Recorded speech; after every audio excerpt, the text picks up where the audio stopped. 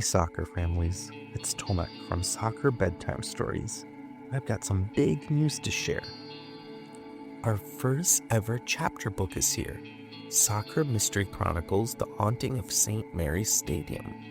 It's available now on Amazon worldwide. It's a spooky, heart-pounding adventure about two sisters who moved to England and uncovered ghostly secrets haunting their hometown soccer club. Perfect for young readers who love soccer, mystery, and magic under the floodlights. It's available now on Amazon. But here's the best part. If you join the Bedtime Ballers today, link in the show notes, you'll get a free signed copy delivered straight to your home, and you'll get so much more. You will help to keep this podcast ad-free and full of imagination for kids everywhere. Don't miss this. Join now. The soccer mystery awaits. I hope you enjoyed today's story. Sleep well and dream big, soccer friends.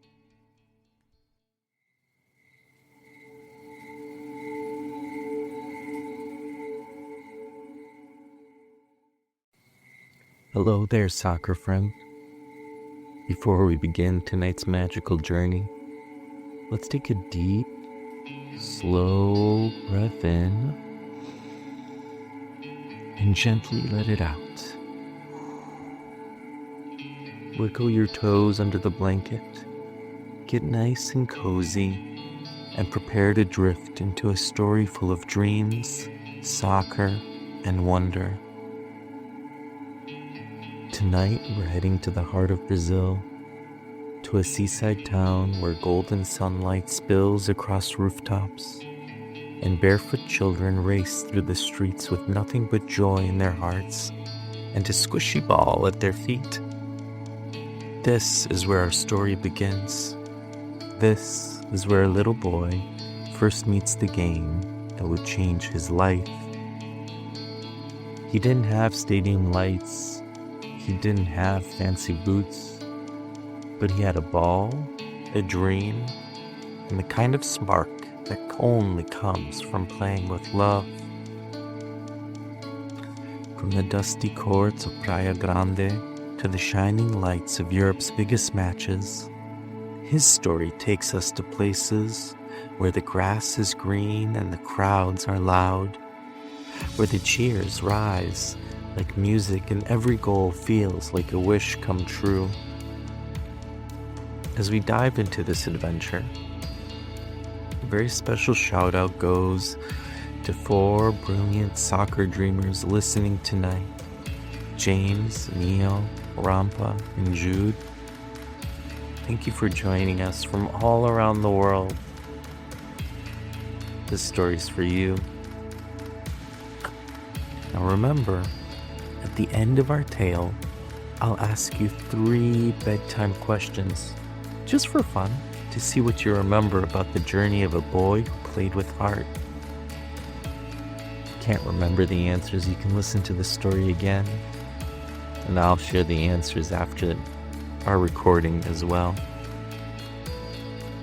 So now, close your eyes if you'd like. Let your imagination lead the way.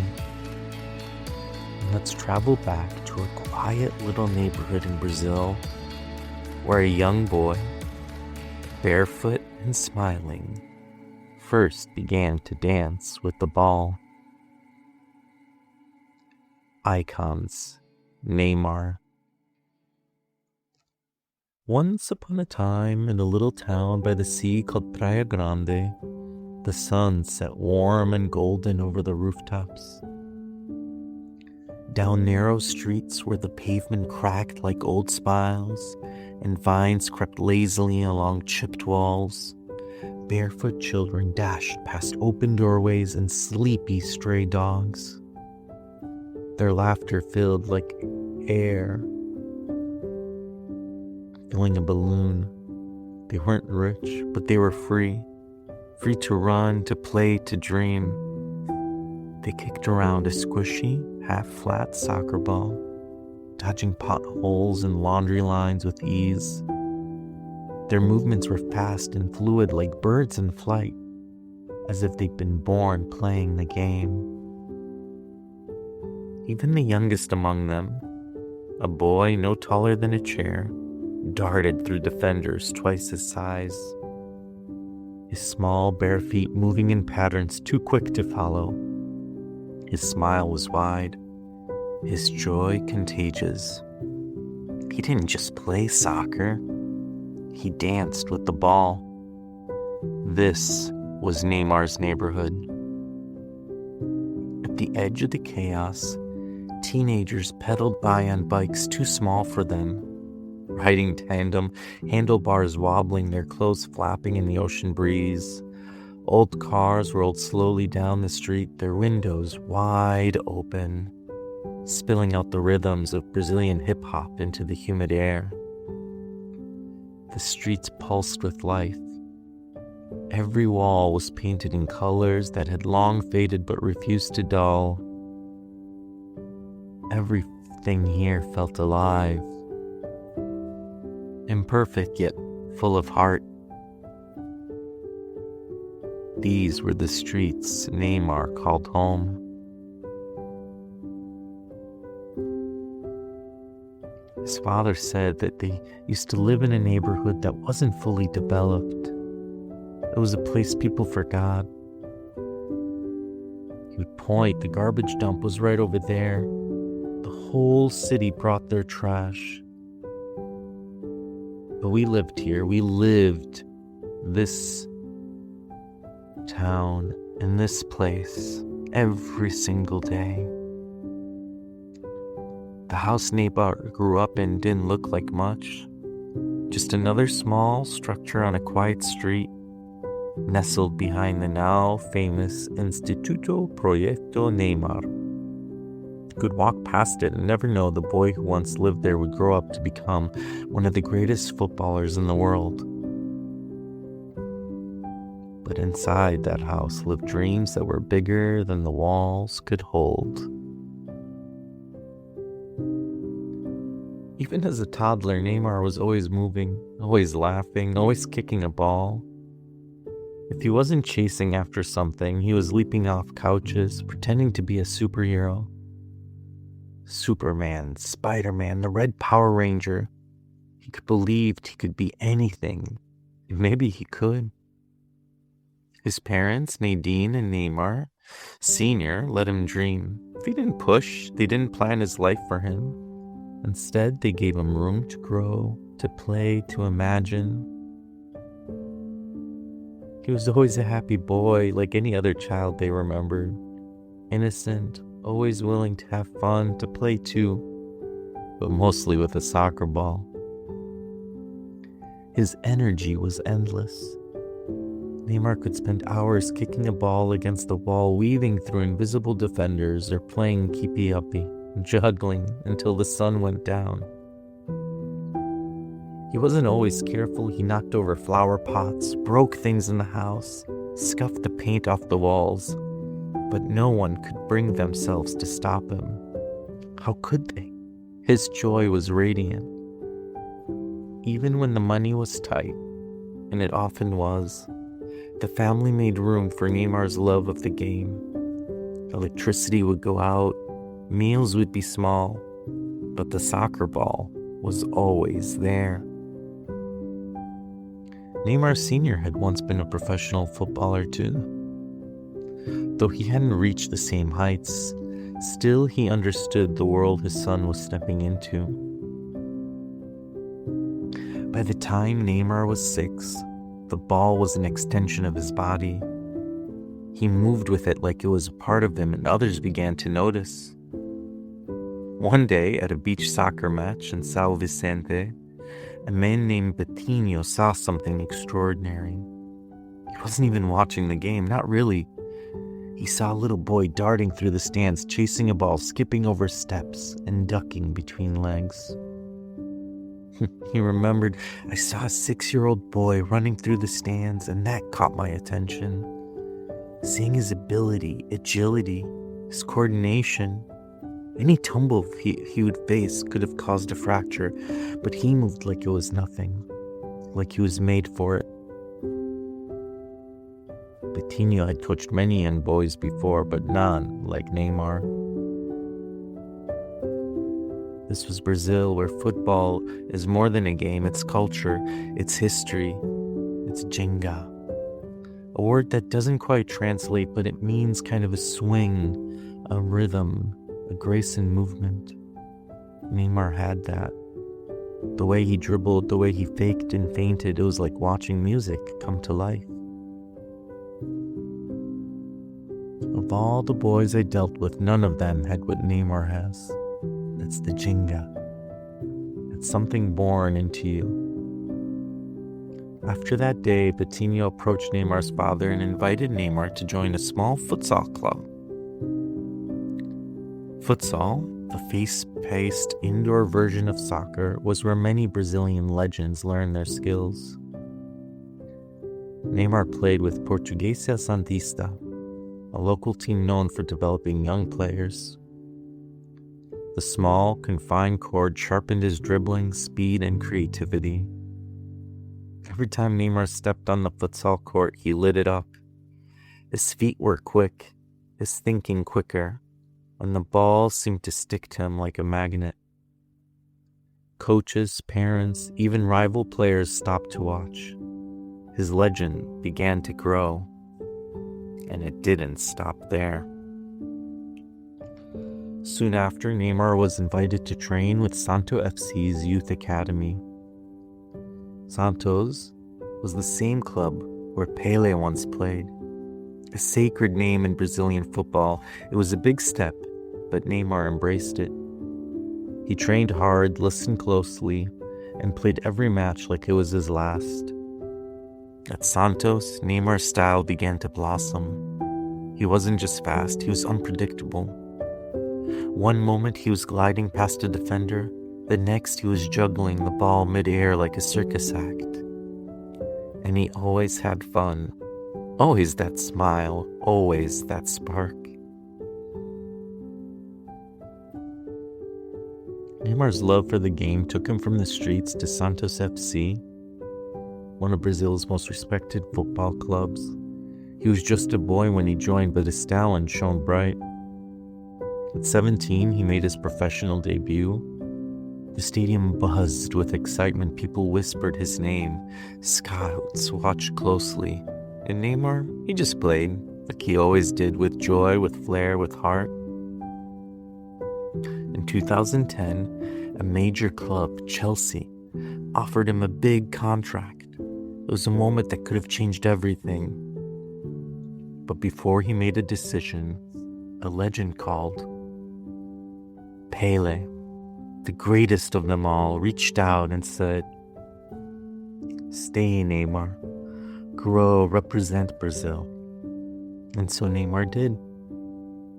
He stayed with Santos and he became a star. Just 3 years later, in 2013, Neymar's boyhood dream soared across the Atlantic Ocean. He was ready now when he joined the FC Barcelona, one of the greatest football clubs in the world. For a boy who grew up playing in the streets of Praia Grande, the chance to play at the Camp Nou with its roaring crowds and historic legacy was a dream come true. In Barcelona, Neymar joined a team filled with legends. Among them was Lionel Messi, already a global icon, and together with Luis Suarez, they formed one of the most feared attacking trios in football history, MSN. It was magic. Messi's precision, Suarez's power, and Neymar's creativity. 3 styles blended into one unstoppable force. Neymar wasn't just a supporting act. He brought flair, excitement, and his signature Brazilian ginga to the grand stage of European football. He danced through the fenders with ease, scored curling shots from impossible angles, and celebrated with joy that echoed his childhood days. In Barcelona, Neymar was not just playing, he was shining.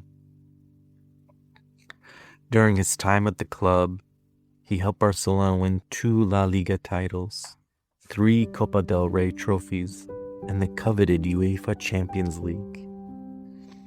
In that historic final in 2015, Neymar sealed the victory with a goal in the last milling, falling to his knees as the world watched. He arrived. But fame brings new challenges. Neymar wanted to grow, to step out from the shadow of even the greatest players. He dreamed of leading a team, of being the one that others looked to in crucial moments.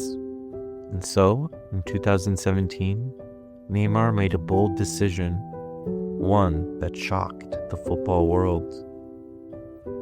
He transferred to Paris Saint-Germain for a record-breaking $262 million, the most expensive transfer in soccer history at the time. Critics questioned the move, but Neymar knew what he was chasing. Not just trophies, but legacy.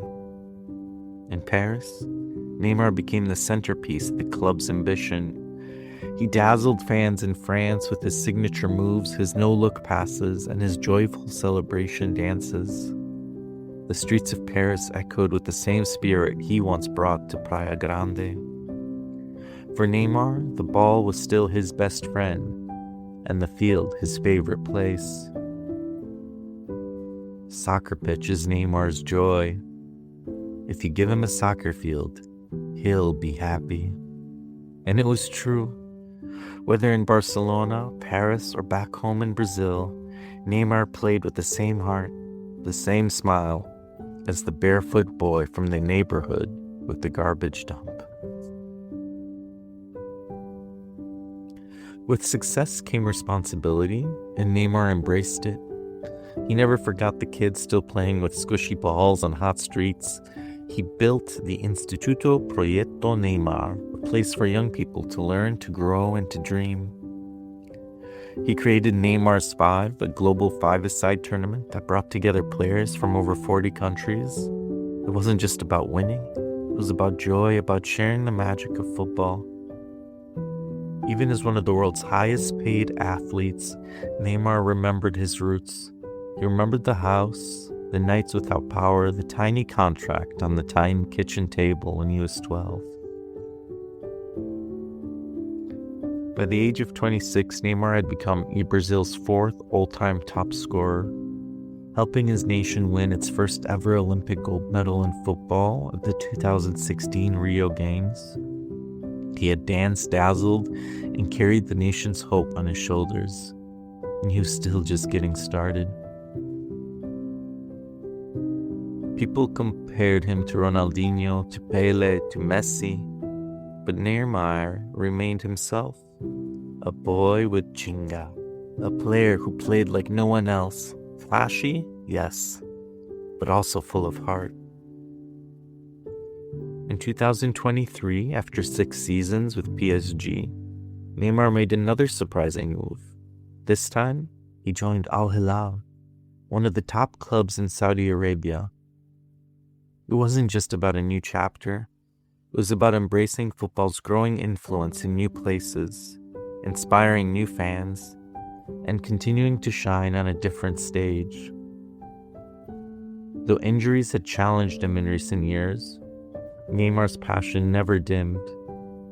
He brought his signature style and energy to the Saudi League, showing once more that football wasn't just a game. It was his way of expressing love, joy, and connection to the world. And whenever he played, Neymar continued to give back. Through his foundation, he expanded outreach programs, provided opportunities for young athletes, and reminded the world that greatness begins with humble beginnings. In every step, every kick, every smile, the barefoot child from Praia Grande still lived inside him. So, little dreamers, as you lie in your bed, remember this. Neymar was once just a young soccer player like any other. He had no stadium, no crowd, no jersey with his name, just a ball and a dream. And that was enough to start something magical. Maybe you have your own ball. Maybe your dreams are different. But inside you, too, there's ginga, a rhythm, a joy, a spark. All you need to do is follow it. Before we say goodnight, here are 3 bedtime questions, just for fun. What small Brazilian town did Neymar grow up in? What sport helped Neymar develop his quick footwork as a child? Which 2 famous clubs did Neymar play for before moving to Al Hilal? Sleep well and dream big, soccer friends.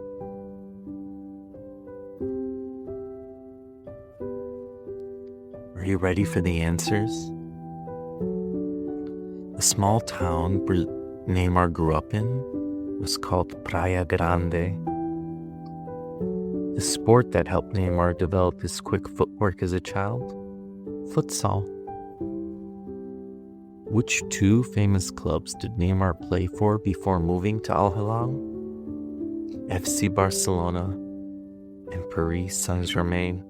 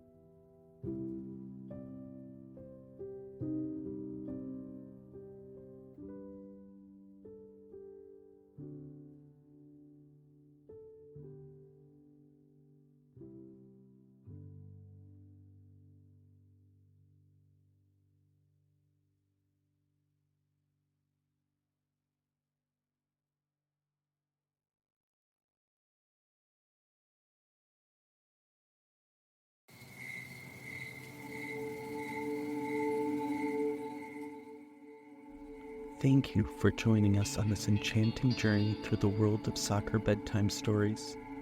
As we reach the end of this episode, I want to express my gratitude for your presence and support. Your engagement means the world to us, and we invite you to become an integral part of our vibrant community. Make sure to subscribe and follow. This will not only keep the magic alive, but also help shape the stories we bring to you. We're eager to hear your feedback, suggestions, and the topics that ignite your passion. Feel free to reach out to us at soccerbedtimestories@gmail.com. Together we'll create a community that celebrates the magic of the beautiful game. Now, sleep well and dream big, soccer friends.